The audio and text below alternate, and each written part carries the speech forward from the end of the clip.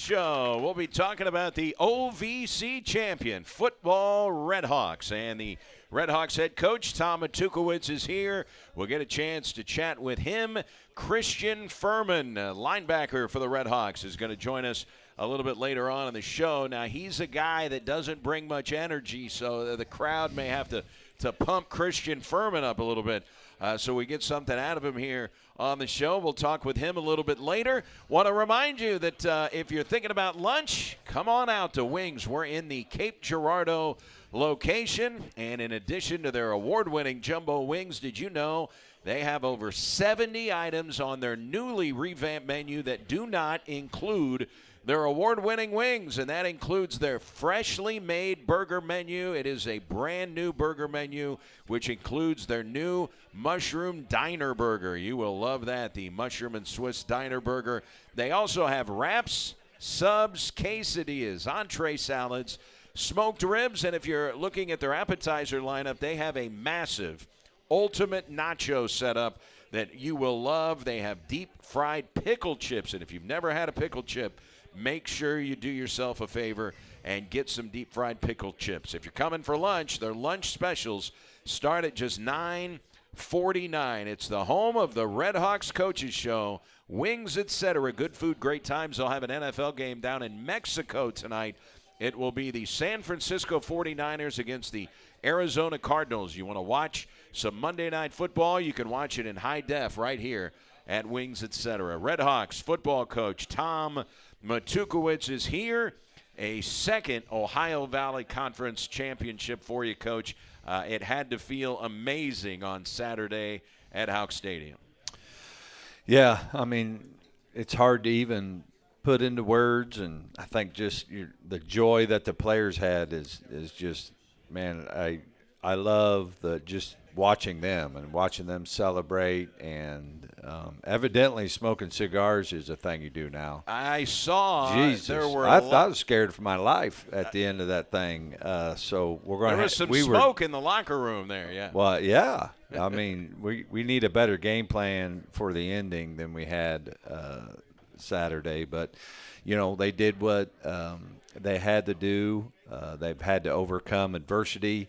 Even though we were a talented football team, that's not why we won. I mean, we dealing with a freshman quarterback. We've had all kinds of injuries, and so we've had to earn that victory, and it was fun to get.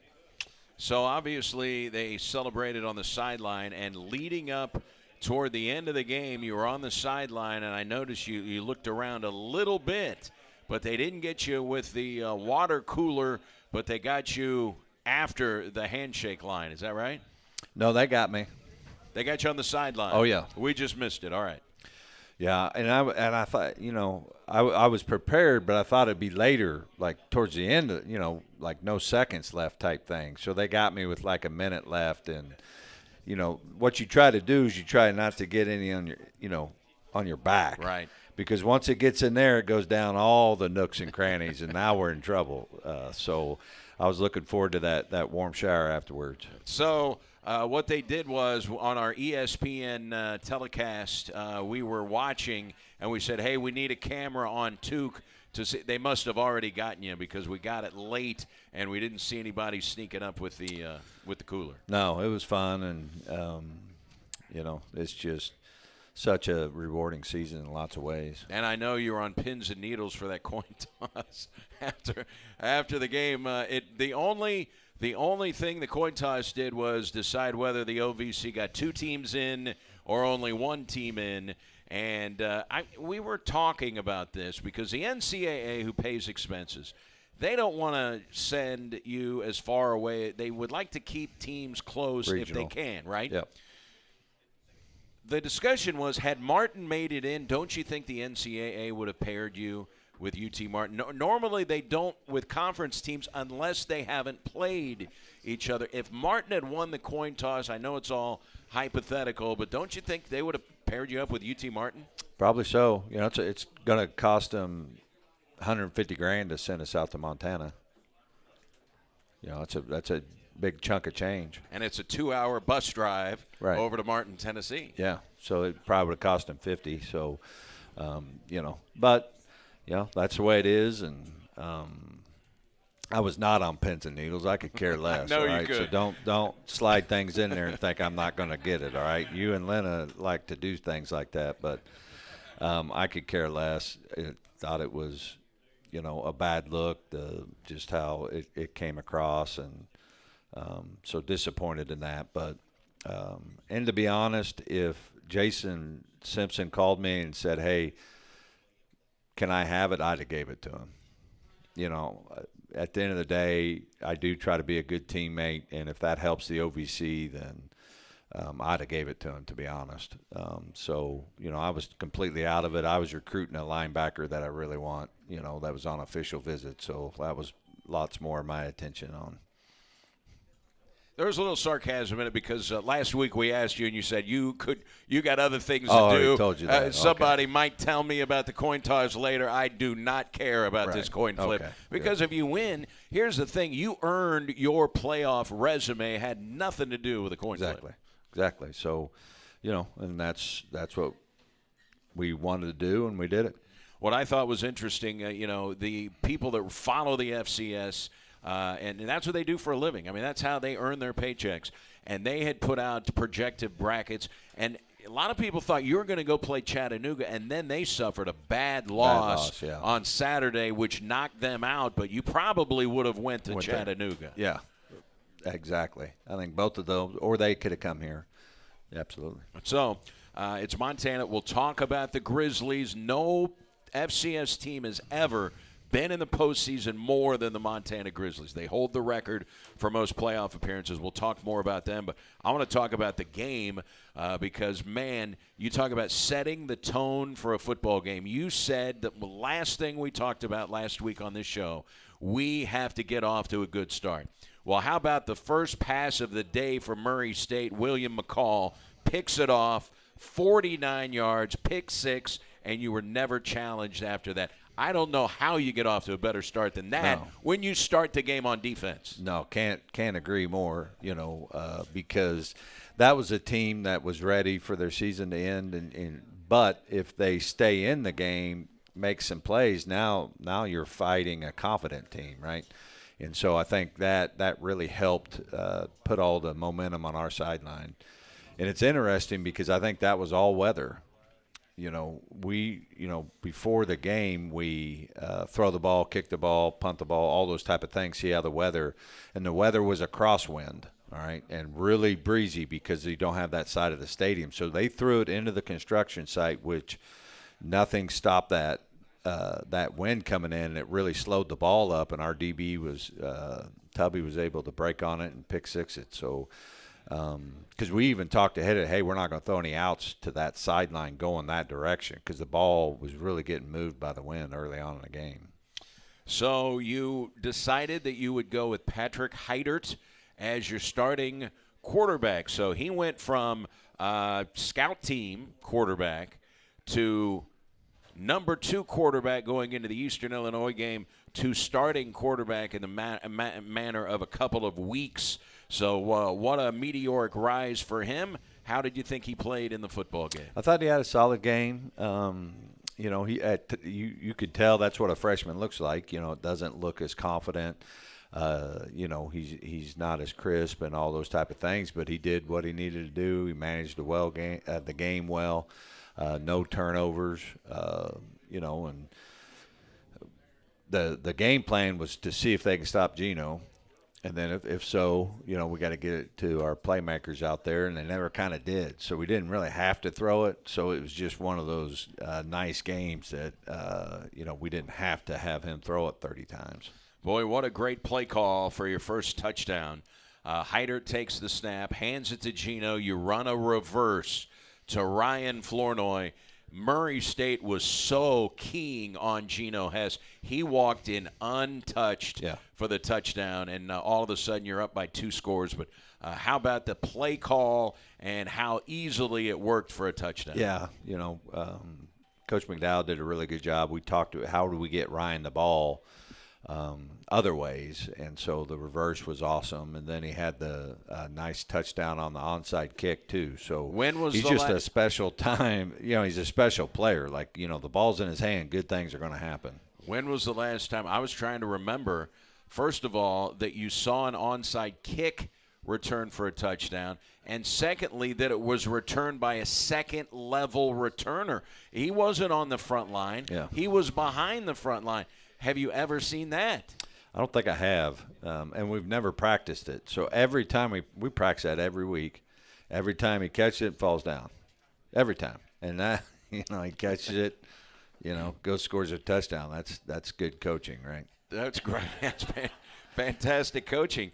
And then Ryan Flournoy, so he finishes with he caught 3 balls in the game, but 2 touchdowns and none on a reception. You probably could have won a bet before the game if you put some money down on that. Yeah, no doubt. And I know those guys have been patient, and it's tough when you have injuries and game plans have to change and all that, but they've been great teammates all year long. How is Paxton DeLaurent progressing? I know he was on a scooter at one point. I know he's been doing pool work.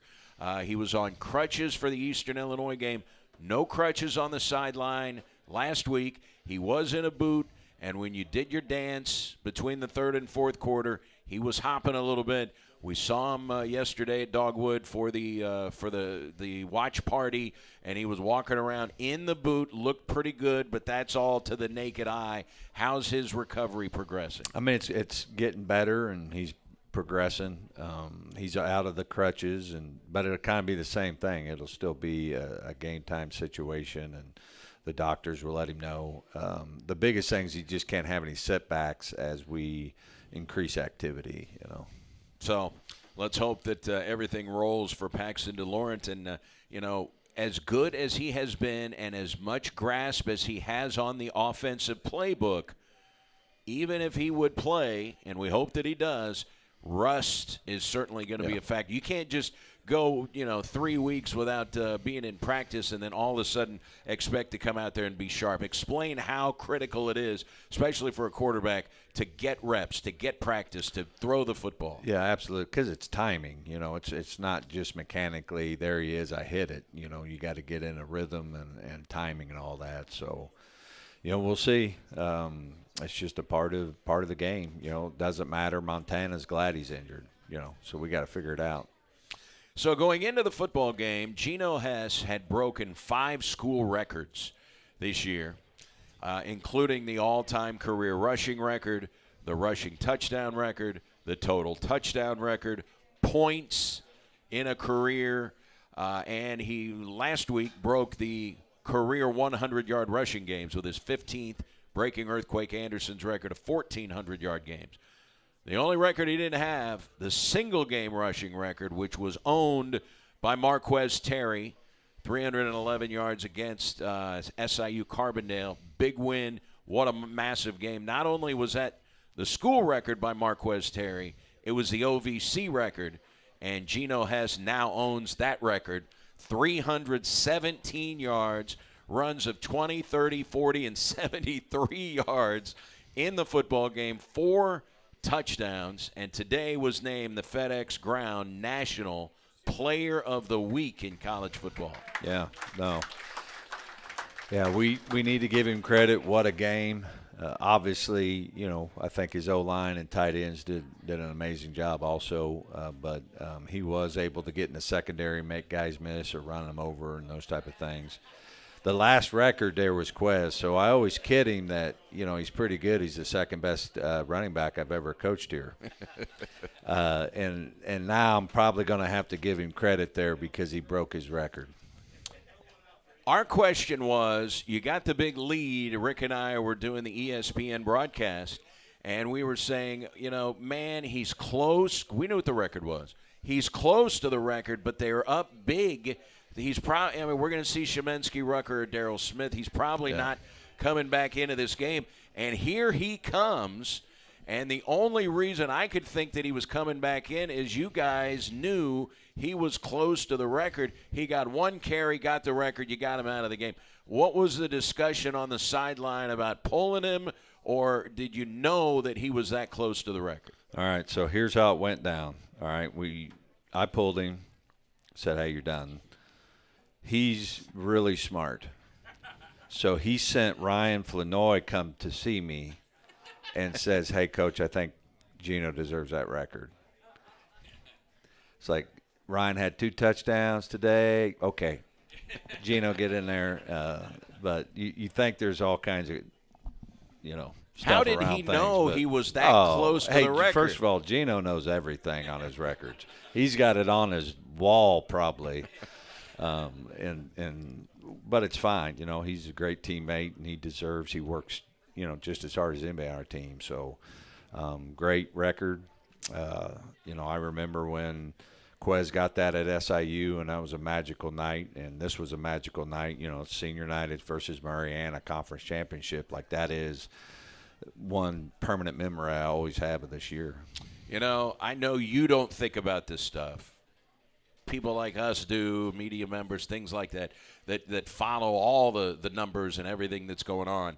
But after Quez did that to the Salukis, almost single-handedly beat them, did you think you would ever see anybody do that again? No. I mean, that was a crazy night. And, they knew we were going to do it. That's what's impressive, right? Like, there was no fooling Murray. Like, we knew exactly what we were going to do with our quarterback situation, and he was still able to do it.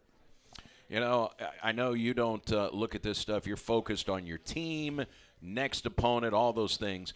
But in looking at draft prospectus online, Pro Football Network has 2 sleeper draft choices out of the FCS, and one of the 2 is Geno Hess.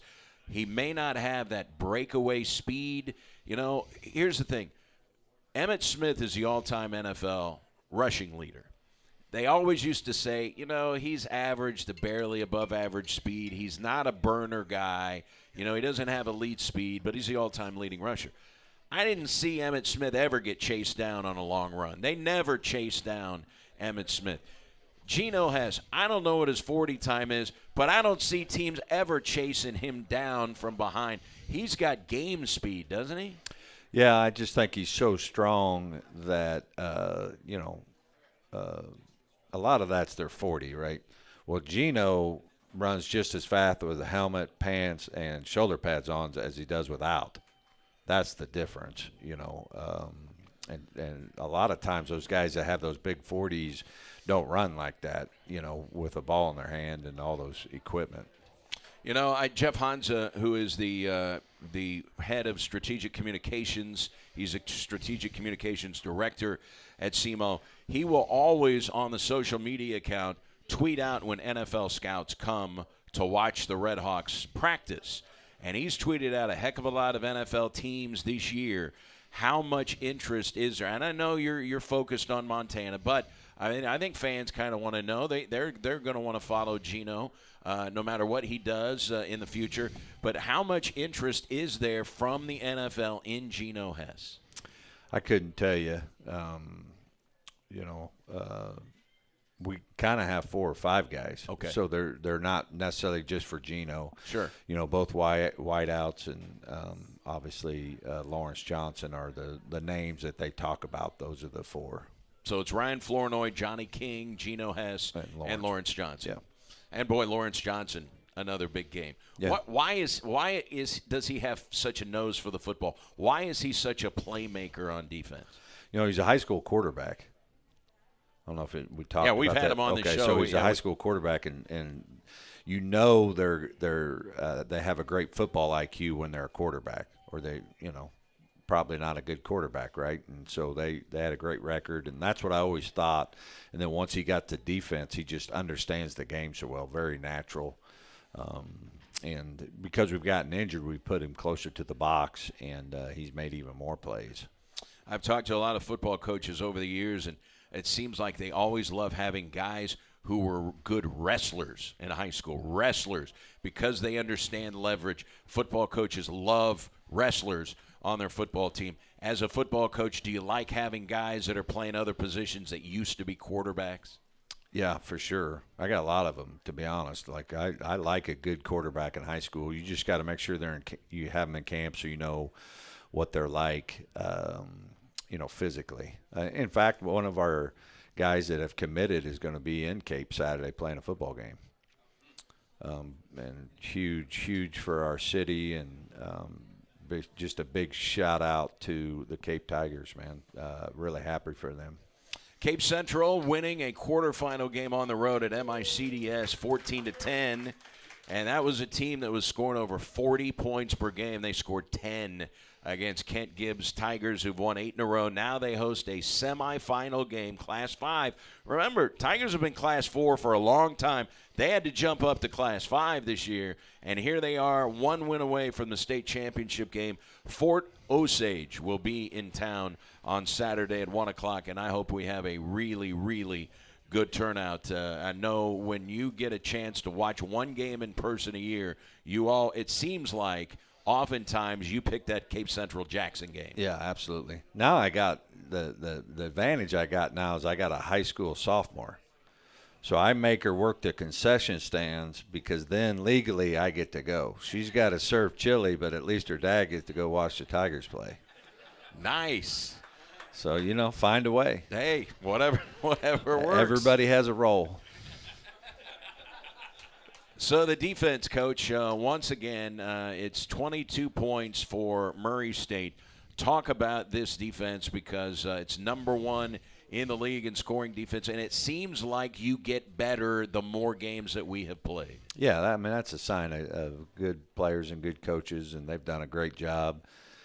We've had a lot of injuries. People don't understand just how banged up we've been over the course of the year, but have gotten healthy, and those guys did a great job. You take the one play off the double screen that they got a freshman on.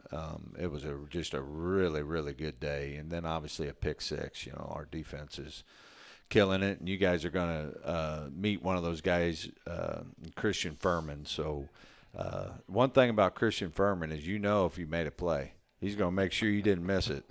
He's going to celebrate and then celebrate some more and celebrate and then celebrate some more. So he is from a place where the weather is way, way better than here, Mesa, Arizona. But he went to a school in your neck of the woods, Garden City. That is in Kansas.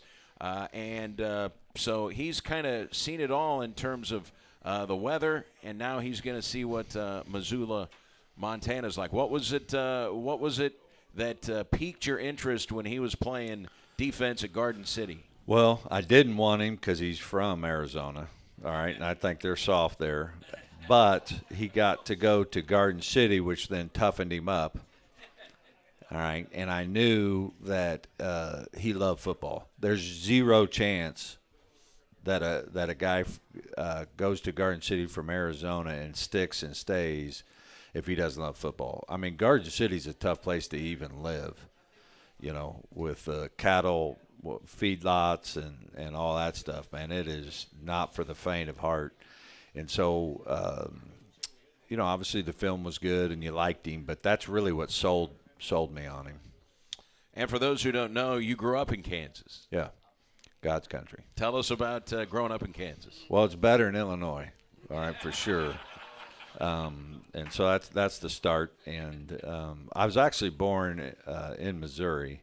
Then spent most of my high school and college years in Kansas, started out coaching in Kansas, but been in the Midwest, which is something that my wife and I really appreciate. We haven't had to go coach in Alaska, even though this is all I do. I mean, I don't even know really what life would look like, caring where you live, because to me it's all about ball and coaching and those things. As long as your family like where you live, you don't really care.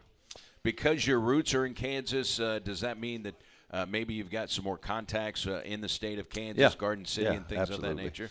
Yeah, I got several coaches from Kansas, which then their connections are our connections too. So we always get some good players out of there. Now, Fort Hays State, right? Was that your school? Yep. My undergrad was in Fort Hays State, Western Kansas. Yep. Okay. Well, we had a basketball coach here that coached Fort Hays to the national championship, Gary Garner. and he was the coach here the last time SEMO in any sport went to Missoula, Montana. It was 2003. We went out there for basketball, and it just so happens that weekend that SEMO, they played Montana, and they played a school from California. They played 2 games out in Missoula. Just so happens the day that we were there, the Montana Grizzlies were hosting Western Illinois in a football playoff game. Now, that's 03, so that's 19 years ago. But where we were staying was right next to the football field. They had this big wooden bridge, and I walked over because our game was done. I walked over to watch some of that Grizzly football game, and the atmosphere in Missoula, Montana for the Grizzlies. Remember, there are no professional sports. It is the Missoula or the Montana Grizzlies, and it's the Montana State Bobcats. That's it. The atmosphere is going to be electric on Saturday. Their stadium now seats 25,000, and I'll be stunned if there aren't 25,000 in that building. Yeah, I've played there, and so I've played in SEC. I've been at Florida. I've been at Tennessee. I've done a lot.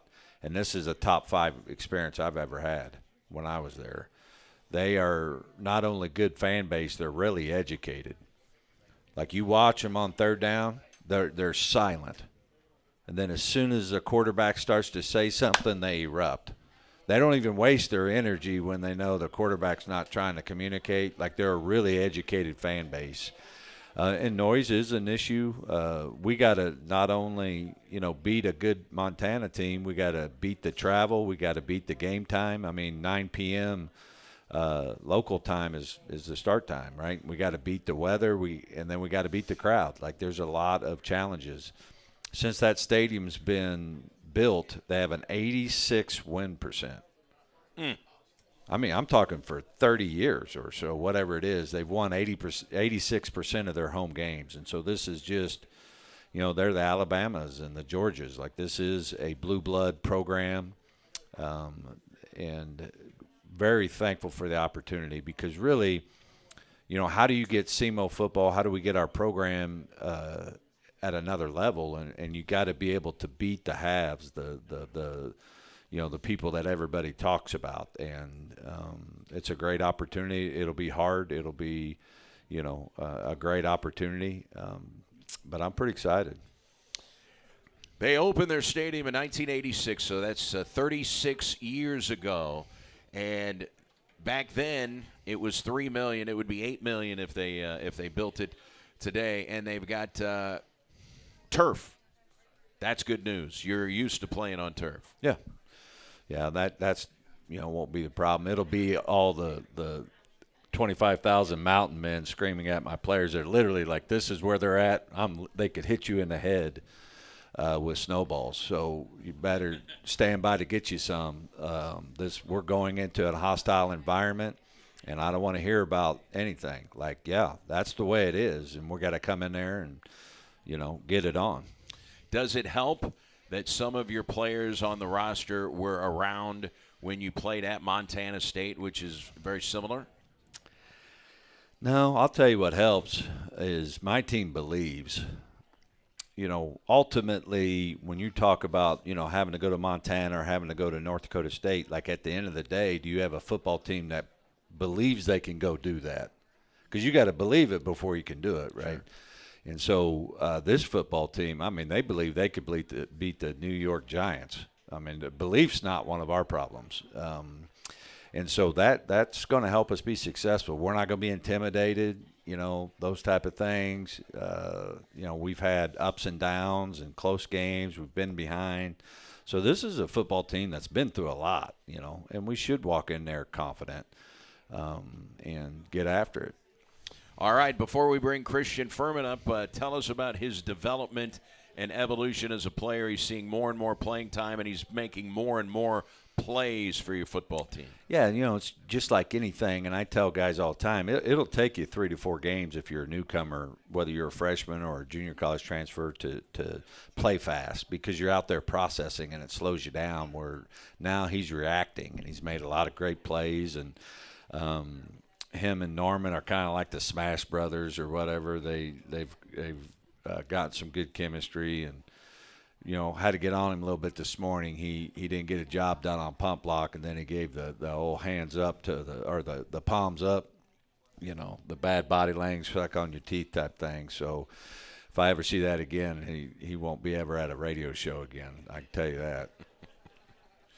Well, my son's name is Christian, so I'm kind of partial to the first name Christian. We will talk with him when we come back, and then we'll talk Montana Grizzlies football. This is a really good football team you're going to play on Saturday night. So we'll take a time out here from the Red Hawks Coaches Show at Wings in Cape. Christian Furman joins us in a moment on the Southeast Health Red Hawks Radio Network from Wings, etc.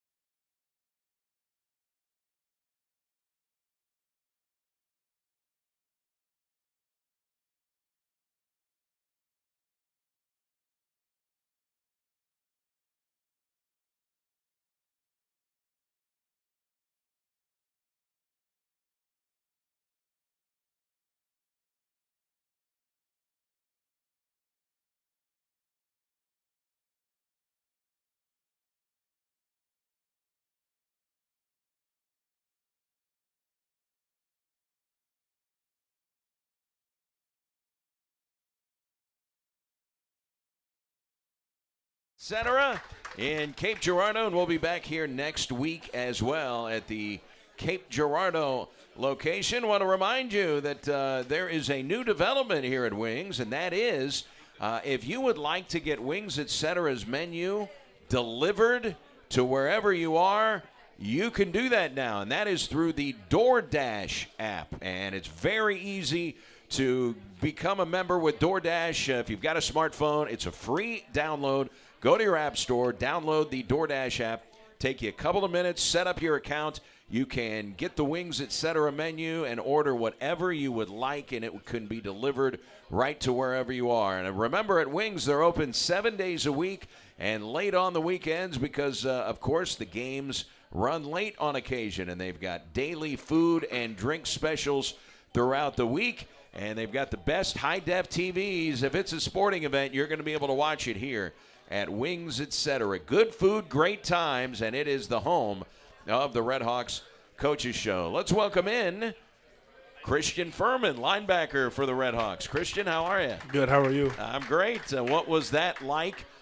You did not win a state championship in high school, I don't know. I know you didn't win a national championship, or did you win a conference championship at Garden City? Every year I was at Garden, we were one game away from winning a conference championship. So I never won a conference, but we ended up winning a bowl game my last year there. So what was that like, your first championship on Saturday at Houck Stadium? Oh, it was amazing. I've never had a championship experience in high school or anything, and so winning that with a team that cares about each other and who I love, it was an amazing feeling. I'll never forget it. Boy, it was fun to watch this team all season long, and it's been fun to watch your evolution as a defensive player. How much do you think that you have improved, or how much different is it from when you stepped onto the field in Ames, Iowa, against the Iowa State Cyclones, to last week when you had 8 tackles among the team leaders against the Murray State Racers? Oh, it's been a big difference. Coach Bernardo's doing a really good job of developing me, and I've took his coaching really well. Big difference is the first game in Ames, I ended up on ESPN for getting my ankles broken, and then so to this last game to where I had one missed tackle, but I've been improving throughout the season on that, so it's been a big difference. So how did you find out that your ankles were broken on ESPN? Well, first I felt it, like afterwards I flew past a guy and I was like, oh no, and then after the game it was just all over, and my teammates were sending me and I was just like, oh, that's not good. Well, I think I haven't seen you get your ankles broken since then. No. So the average fan who watches SEMO football will see on occasion a player with a little bit of a celebration after they make a big play. Nobody celebrates like Christian Furman does. Where did that come from? So my whole life I've always had that energy. Coach Tuke talks about bring your own energy, bring your own juice. And I just feel like when I bring that energy and that juice, it's contagious. And so when I make a play or anyone else makes a play, it gets me hyped. And I try to bring that energy and celebrate and to get my teammates hyped, which usually ends up working. So, do you see that rubbing off on other guys? Give us an example. For example, last game I made a big play on kickoff, and then we were out on defense. And then I celebrated, and then on defense, it got Lawrence going, it got Bryce going.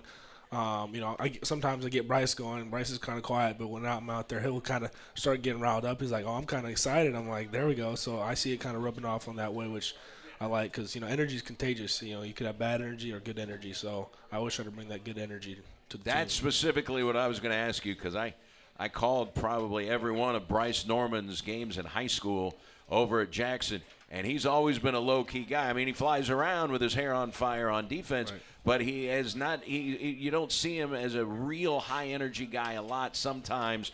Boy, you really must be contagious if you can get Bryce going. Yeah, I mean, Bryce has been – when I first got here, Bryce didn't really talk much, but now, I can make Bryce laugh, my jokes. I can even get him to dance sometimes, so it's really funny, and so it's kind of nice being able to see that it's rubbing off in a good way. And you can get him to smoke a cigar. He had a victory cigar after the football game. Yeah. Where did that come from? I think it was from Twitter. We seen everyone doing it, and so I guess everyone's like, "Oh, make sure you get a cigar for Saturday." So we kind of just got that from Twitter, and then I guess everyone did it. So it's kind of that. So what was it like when they brought the OVC championship trophy out there? Oh, it was great. It was great. That's what we worked all season for. I mean, when I first got here, it was different, being from a junior college where everyone's grinding. I got to D1 and no one was complacent here. You had seniors out there in the summer, out in the spring, getting in extra work with the transfers, the new guys, and the freshmen during the summer. And so just all the hard work we put in together, and for it to pay off, it was amazing.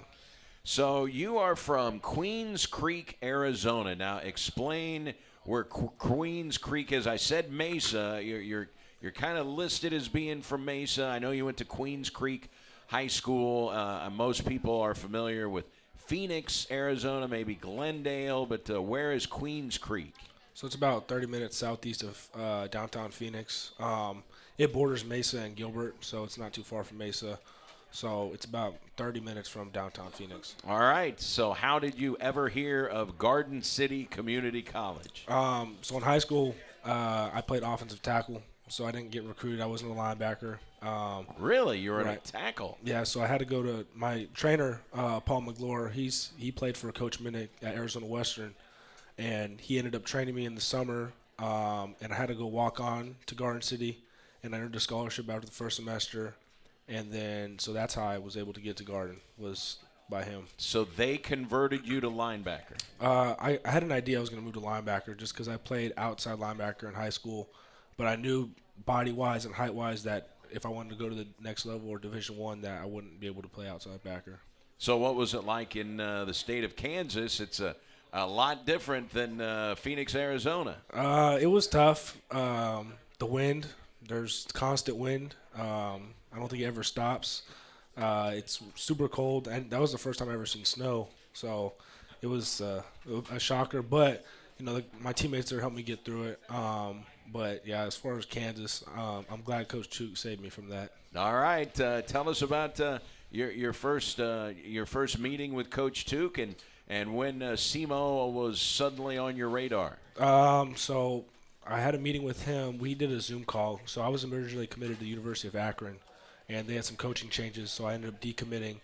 And I had a Zoom call with him and another coach at the time who was here before. And, just the way he talked with me and my family and his values and his morals and how he presented himself in the program, like, I had an idea that I was going to come here. And so after a couple I took 2 official visits to North Alabama, and then I came here. But I already had an idea that I was coming to SEMO. So that's interesting because Akron is an FBS program in the Mid-American Conference. So how big of a decision was it for you to go, well, I'm going to decommit from FBS, and I really like this FCS school? For more, it was me about the connection. I don't want to go somewhere where, the coach didn't recruit me. Coach Chuk recruited me. He did a good job. He showed that he cared, and so that's why I came to the FCS school. But the division really didn't matter. I just wanted to go where I was wanted and cared for. And how much did you find out when you were talking with Coach Chuk about some of the star linebackers that have played at this school? We really didn't talk about that. He really just talked about the program and the culture and the values. And I didn't find out. I kind of did some research, so I knew about Zach Hall, but I didn't really know that much about that until I got here. Now, growing up, you were a pretty good baseball player. Tell us about growing up as a baseball player. So I played baseball my whole life. I didn't end up playing football really. I played like 1 year at Pop Warner, but I actually was going to play baseball in college and had a few junior college interests in Arizona to play after, but my dad convinced me to play football in high school sophomore year because I hurt my elbow from playing too much. And so, did you pitch? I pitched a little, but I mostly played outfield. So I was the right fielder. I was throwing guys out, but those days are over with. And for those who follow baseball, the guy with the strongest arm is the guy they put in right field. Right. Wasn't very fast, but I can gun some people down. But so yeah, I played baseball, and then my dad convinced me to switch to football, and I'm glad he did. So. Is it harder to play linebacker or hit a fastball? Or hit a curveball? Probably hit a curveball. I'm not going to lie. Like, nowadays, kids are getting crazy, so those curveballs and those pitches, even being 60 feet away, it's kind of tough. And your baseball team went 24-5 while you were there. Was that your senior year in baseball? That was my sophomore year. Sophomore year. So you had some success in baseball. Yes, we were really good. A lot of those guys ended up getting drafted. And playing Division I baseball, and including a couple of my friends, which is exciting to see. So that was a good time. And you've been to the playoffs in football, just never made that stage. You made the semis and the quarterfinals, but never the big game. Yeah, we always got stuck. A lot of it had to do with injuries. We always were one play away, but it just never worked out in our favor, which that happens sometimes. So. Christian Furman, Red Hawk linebacker, is our guest here on the Red Hawks Coaches Show. You're also on the track and field team at Queens Creek. Tell us about your track and field days. So I did track senior year. It was just more to get fast because I was really slow. If you would have seen me back then till now, you would have been like, oh, wow. But what was your 40 time in high school, and what's your 40 time now? My 40 time in high school, it was probably been about a 5-something. Okay. It was bad. But we ran ours in the spring, and I think I ran a 4.72, so it's gone down a little bit. But yeah, that's why I did track, just to get faster for college. So what did you do in track? The 1 and the 2. The 100 meter and 200 meters. Yes, sir. Well, if you're slow and you're running the 100 meters, you probably didn't win a lot of races. No, I won 0 races. All right, well, but you did what you wanted to do, and that was increase your speed, right? Yes, sir. All right, you're headed to Montana. You said you'd never seen snow before Kansas. There's a chance we'll see some snow in Missoula, although the temperatures aren't going to be absolutely horrible, it's going to be it was a 22 wind chill at Eastern Illinois when you guys played, and it's supposed to be warmer than that, a little bit warmer than that in Missoula, Montana. Well, what are your thoughts on going and playing the Grizzlies in Montana? Have you ever been to the state of Montana? I have not, but I'm excited. I'm excited for that opportunity. I feel as a defense, we're playing really good football right now, and our offense is playing really good. So as long as we can do what we have to do, I think we'll be fine. We can't worry about Montana. We just have to worry about ourselves. So as long as we do that, we'll be fine. All right. I don't know if it's still there. I got to think it is. When we went there in 2003, in their Missoula airport, they have like a 10 or a 12-foot grizzly bear, and he is stuffed. And he is right there in the middle of the airport. Have you ever seen a grizzly bear? I have not. All right. Well, you got a shot. Maybe the grizzly bear is still there in the airport. So what was the mood of the team, not only following winning the championship, but when you saw, hey, we're going to go play the Montana Grizzlies? Excitement. It doesn't. Honestly, with this team, it doesn't really matter where we have to go. We're excited to play anybody. And we believe we can beat anybody as long as we do what we have to do and do our jobs. So when we saw our name, we're going to Montana. It was kind of exciting. Like, okay, we're gonna go play in front of a good fan base, in a historic program, in a historic stadium. So let's go. Do you like chicken? I love chicken. Okay, I've heard that grizzly tastes a lot like chicken. So I think we're gonna be. I think you're gonna be all right. What was on your menu? What'd you get for lunch? I just got some wings, some barbecue, and then Parmesan garlic. All right. There's always a debate when we've got a Red Hawk on the show. Bone in or bone out with the wings? Bone in. Bone in. Yes. All right. That seems to be the consensus with the Red Hawk players. Christian, great to talk to you. I love the first name. I said my 8-year-old son is named Christian, so I'm kind of partial to that. Love your energy, and best of luck. Stay healthy as we get ready to head out to Missoula, Montana. Thank you, sir. All right. That is Christian Furman. Coach Tuke is here. We'll talk about the opponent, the Montana Grizzlies, when we come back. Red Hawks Coaches Show from Wings. Just having a game on.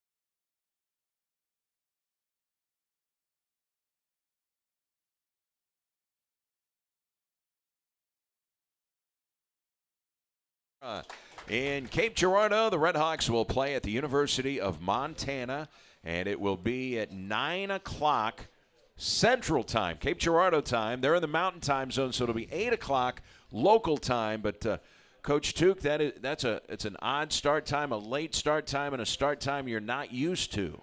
Yeah, I've had a lot of experience going east or west, and so we're going to actually change our schedule, and we're going to practice at night all week long, and those type of things. It gives us, you got to train your clock, to be able to perform at that late. But also it's going to be the coldest point, so our kids need to get out in the cold also. So we're going to practice, 8 to 10.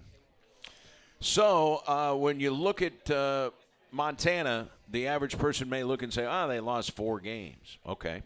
Well, let's examine that for a second. They play in the Big Sky, which this year it was not the Missouri Valley Football Conference. The Big Sky was the best conference in the country. They got 5 teams into the FCS playoffs. They drop a game at Idaho, or against Idaho. It was at home. It was a 1-touchdown game. Then they go to Sacramento State, who is the number 2 ranked team in the country, undefeated. They lose on the road in overtime. Then they play Weber State. You know how tough it is to win at Weber. So they go to Ogden, Utah. they lose by a field goal. And then they get beat by the number 3 team in the nation. By the way, Weber was 5 when they played them, so they lost to number 2, number 5, and then number 3 when they lost to Montana State on Saturday. I mean, this is a really good football team. Do not let the 4 losses fool you, because they were right there in every game with a chance to win except for the Montana State game. Yeah, absolutely. I mean, you're not in the playoffs. There's no bad teams in the playoffs, so this is a good football team. But at the end of the day, they haven't beat anybody either. Like, I'm not going up there to kiss the ring. I'm going there to kick their ass. So, we'll find out. They definitely have a swagger about themselves and about who they are and what they've done at that program, and we'll just see if the Red Hawks can go up there and get us a dub. Lucas Johnson is their quarterback, and he has been pretty solid, nothing spectacular in terms of passing numbers, but he exited their game against Montana State with a knee injury in the 3rd quarter. We probably don't know anything, but I know that he left. If he was good enough to come back, the game was a little out of hand. So, yeah. But do we know anything about their quarterback? We don't. We'll prepare for both. He did walk off, and walked fine. So, you got to, in my world, you don't make any assumptions. You're ready for whatever happens. So we have to be ready for all 3 quarterbacks that's played this year. They're all a little different, and we got to give our kids the best opportunity to be successful. The thing that they have hung their hat on, this Grizzlies team, they have 6 fifth-year seniors on the defensive side. Yeah. They've got 2 guys that are going to play in the NFL. They're the number 3 scoring defense in all of college football. They're giving up 15 points per game, and they are the 8th best team against the run. They're allowing 97 yards per game. This is a team that is focused around their defense. Yeah, and I would say special teams as much or more so. Yeah, the coach, the head coach is a special teams guy, a defensive guy, and they're playing lights out there. Our offense has a real challenge. They're non-typical. We haven't played a defense like their defense. What's so different about it? Just a lot of movement. So they don't just line up and do something. I mean, you have no idea where they're going to be after the snap. So a lot of movement, a lot of different rotations in the secondary and stuff. They're 9th in the nation in sacks. Does that help them, all the things that maybe would confuse an offensive line or a quarterback? Yeah, absolutely. I think my biggest concern is, every time we've played in the playoffs, or more so gone north, Northwest, we lost the line of scrimmage. Their O-lines beat our D-line. Their D-line beat our O-line every time, and it wasn't that close. We've spent the last 3 years really trying to correct that, beef up our line play, and so, is our lines good enough to go get us a road win at Montana? Because I think that at the end of the day, if our O-line holds up, then Gina's going to do his thing. Our quarterback, whoever that is going to be able to get the ball to those wideouts, and so we're now rolling. So to me, it's still about the O-line and D-line. So you mentioned the special teams. How good is their special teams? Well, their punter is number 2 in the country. He's averaging 46 yards per punt. They have a punt return for a touchdown. They have 2 kickoff returns for touchdowns. I mean, this is the best special teams you're probably going to see. Is that fair? Yeah, absolutely. And they're probably going to be excited because we've played like dog the last couple games on special teams. So we got to get that lined up. It's the playoffs. We got to look at depth chart. There is no tomorrow. We need to make sure we got our best players out there. We got them in good positions to be successful. So Zach Haynes, all-conference punter, he had one play on Saturday where he ran it toward right tackle, toward the sideline, and it looked like he wanted to run for a first down, and at the last second kicked it. What was the call on that play, and does he have the option if he thinks he can make it to go? How does that work? I don't think I've ever seen him run that far before he punted the ball. I think he was like you and everybody else saw Gino and thought, hey, I'm going to get mine too. So I don't know what the hell he's doing. All right, so it's not he doesn't have an option if he sees. Okay. No, that's not how we're not just out there winging things. But I think everybody wanted to get in on the rushing action, I guess. Their star linebacker, he's an All-American. He is projected to go in the draft. His name is Patrick O'Connell, number 58, 11th in the nation in sacks, 13th in tackles for loss.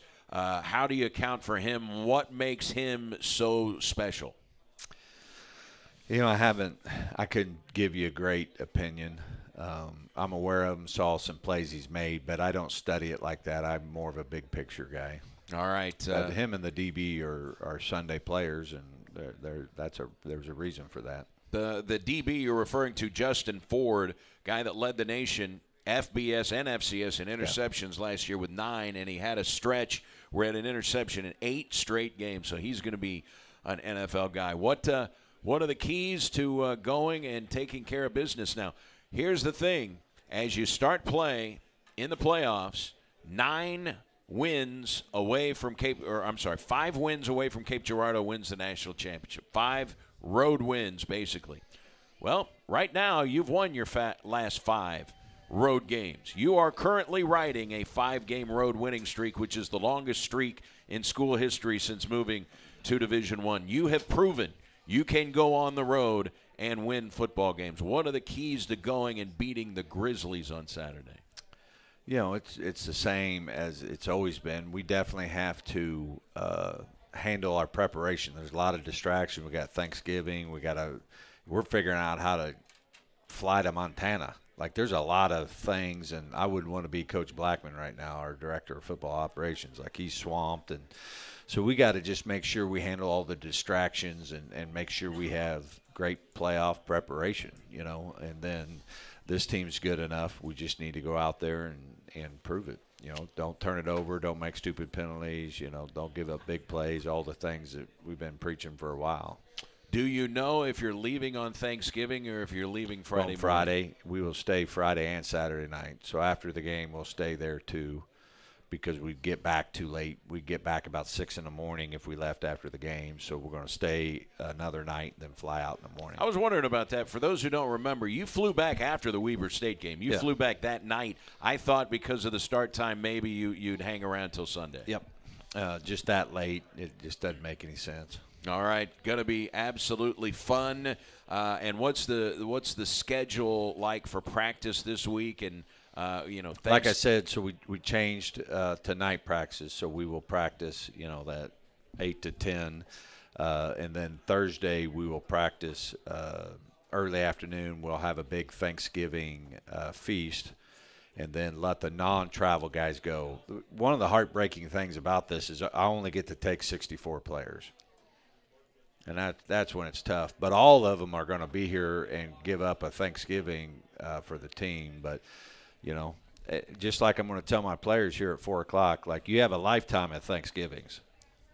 You have one Missoula opportunity, and we gotta take advantage of this opportunity. In life, there's so many small windows. And when that opens, man, you got to do everything you can from preparation to try to crush it. So what's the mission now? We know what the mission was. Mission accomplished, conference championship. What are you defining as the mission now? Mission 10. All right. And so we've played football a really long time here, and there's never been a 10-win team. 2022 team has done an amazing job, and if they could get to 10 wins, then they could be talked about one of the better teams that ever play here. I think they're in that argument, and I certainly don't want to compare and say, but to do something that no one's ever done, Division II or Division I, would certainly be a feather in the cap of the 2022 team and its legacy. And so Mission 10. And then if we can get Mission 10, then we can talk about something else. This is the 4th team to ever win 9 games at Division I, 2010, 18, 19, and 22. And you have been the head coach in 3 of those 9-win seasons. Yeah, there have been a lot of great players. And, obviously I think we've done a good job talking about our assistant coaches, but obviously they've just crushed it this year. All right, it'll be the Red Hawks and the Grizzlies. First ever meeting in football between these two schools. And again, it'll be 9 p.m. Central Time for the kickoff. And last question, under the lights. You haven't been playing under the light. Everything's in the afternoon. What different challenges does it present when you play football under the lights? Well, first of all, I'm going to need like espresso at halftime. I'm usually in bed by 9:30, so I got my own set of problems. But one thing we didn't talk about is ESPN2. Our program's never been on primetime, ever. We've been on ESPN Plus and all this, but this is a great opportunity. It's a great opportunity to showcase our university. It's a great opportunity to show people Cape Girardeau, this region, southeast Missouri in general. So I want to carry the flag for this institution. I want SEMO football to do that, and this gives us the platform. And at the end of the day, we got to be ready. Not all the first-round games are on national television. Only one. That's it. This is the only game that is national television. Everyone else is on ESPN Plus, which tells you, something, right? Because obviously they get to decide the television stuff. So, again, I hope people are having watch parties, getting it on. It takes a tremendous amount of work from a lot of people to get it to a situation where you're playing a game like this. Don't miss out. Tune in and support your Redhawks.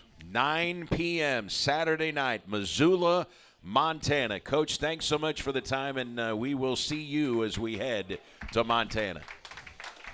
That's the Redhawks head coach, Tom Matukowicz. We will get you back to regular programming on ESPN Radio. And again, if you cannot get to the game on ESPN2, of course, you can hear it where you always do.